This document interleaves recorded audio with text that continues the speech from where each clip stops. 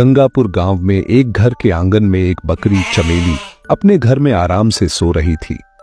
उसके बच्चे भूख के मारे जाग गए और उन्होंने अपनी मां को जगाना शुरू कर दिया। वे बार बार उसे आवाजें देने लगे कि हमें भूख लगी है, मां उठो। चमेली को यह बिल्कुल अच्छा नहीं लगा कि उसे इतनी सुबह जगाया जा रहा है और उसकी नींद खराब की जा रही है। उसने उन्हें सोने देने की जिद की, लेकिन बच्चे जिद पर उतर आए क्योंकि उन्होंने पिछली रात भी कुछ नहीं खाया था। चमेली को अनचाहे ही उठना पड़ा।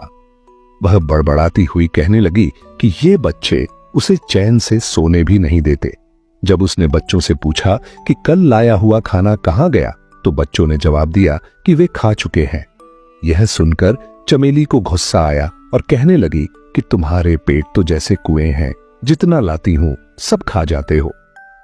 आखिरकार चमेली मजबूर होकर खेत में खाने की तलाश में निकल पड़ी। वह सोचती जा रही थी कि इन बच्चों ने तो नाक में दम कर रखा है, इन्हें क्या पता कि खाना लाने में कितनी मेहनत लगती है। चमेली एक कामचोर और सुस्त बकरी थी। उसे दिन भर सिर्फ सोना पसंद था। पिछली बार जैसे तैसे जंगल से खाना मिल गया था, लेकिन अब वहां के जानवर उसे कुछ देने को तैयार नहीं थे। वह सोचने लगी कि अब खाना कहां से लाए। इतने में उसे दूर एक बड़ा सा बाग नजर आया जिसमें बहुत सारे फलों के पेड़ थे। वह खुश हो गई और सोचने लगी कि चलो यहीं से कुछ फल ले लेती हूं। जैसे ही वह फल तोड़ने के लिए आगे बढ़ी, एक बैल ने उसे रोक लिया। बैल ने उसे बताया कि ये फल खैरात में नहीं मिलते और अगर फल चाहिए तो कीमत देनी पड़ेगी। चमेली के पास पैसे नहीं थे। उसने बैल से रहम की अपील की और अपनी हालत बताई। बैल को उस पर तरस आया और उसने शर्त रखी कि अगर चमेली रोज बाग में पानी दे और रखवाली करे तो वह उसे रोज खाना दे सकता है। मगर चमेली ने काम करने से इनकार कर दिया और वहां से चली गई। आगे जाकर उसके पैर चलते चलते दुखने लगे। वह थक चुकी थी और कहने लगी कि थोड़े से खाने के लिए कितना चलना पड़ता है। इतने में उसे दूर एक इंसान का घर नजर आया जहां दो बकरियां आंगन में खड़ी घास खा रही थीं। चमेली ने सोचा कि ये मेरी ही जात की बकरियां होंगी, ये जरूर कुछ खाने को देंगी। वह उनके पास पहुंची, मगर वहां भी उसे साफ जवाब मिला कि यहां मुफ्त में खाना नहीं मिलता। इन बकरियों को रोज मालिक को दूध देना पड़ता था, तब जाकर खाना मिलता है। इतने में घर का मालिक आया जिसका नाम हरिया था। उसने चमेली से पूछा कि वह कहां से आई है।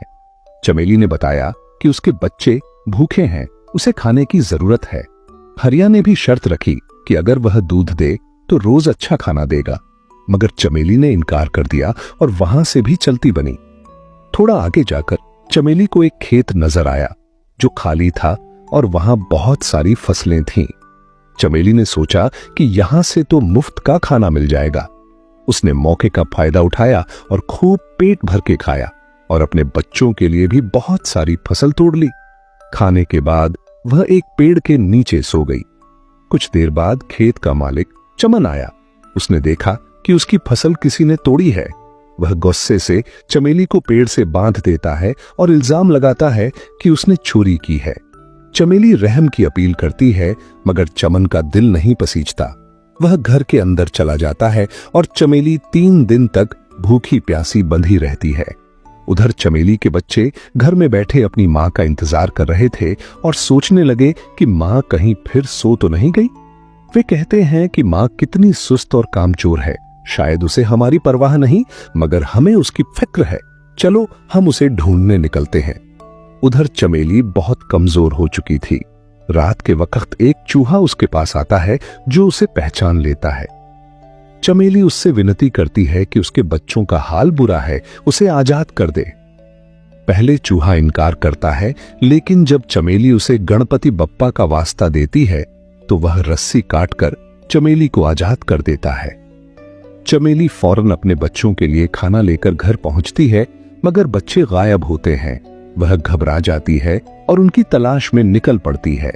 कई घंटों बाद वह दोबारा उस बैल के पास पहुंचती है जो बाग का मालिक था।